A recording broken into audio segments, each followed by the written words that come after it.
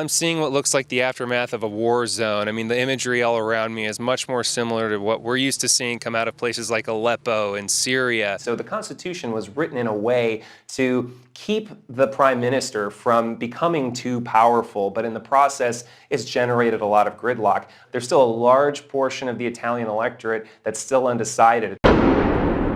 During our visit, an improvised explosive device ISIS left behind as a booby trap detonated outside the church. Okay.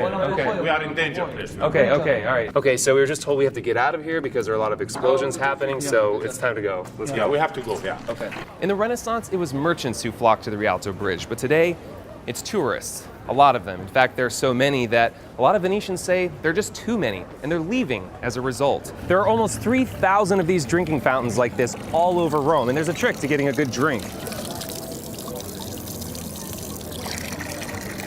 But that could soon be a thing of the past. The city is currently turning off 30 fountains a day because of the drought. Restorers have cleaned over 32,000 square feet of stone, but that was just on the outside. Now they have to start the same process on the inside. This is a suicide car that they were in the process of packing with TNT, but apparently they didn't have enough time before the invasion started, so they had to run out, but it's still packed with explosives. Virtually indestructible. RPGs can't take them out, machine gun fire can't take them out, but airstrikes can, and one did in this case. This is the exit wound of an airplane that fired down a missile on this thing and took it out. 100 times a year. Yeah. What's that going to do to the lagoon? Sure. It will be a terrible disaster for the ecosystem. Stagnation first, and then contamination and growth of microalgae. So it sounds very harmful. A few days before the floating piers were finished, I set off to meet the artist. Christo, I'm Chris. Before we started discussing the project, Christo was eager to stir things up, to show his piers were safe even with waves. See the waves? I had to ask the obvious question. Aren't you afraid of people falling in? No, there's no banister. Ah, there's no banister, yes. That is the greatest achievement of the permitting process. A process that usually takes years or even decades. Miraculously, the piers came together in 22 months. Yes, and we walk. Okay. Because the project is about walking, you know. Sure. A bundle of energy at 81 years old, Christo refused to sit for our interview.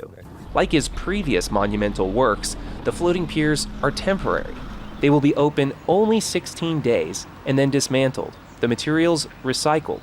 And that's part of the point. People come to be present of something exists once in a lifetime and never again. Is it art or is it spectacle?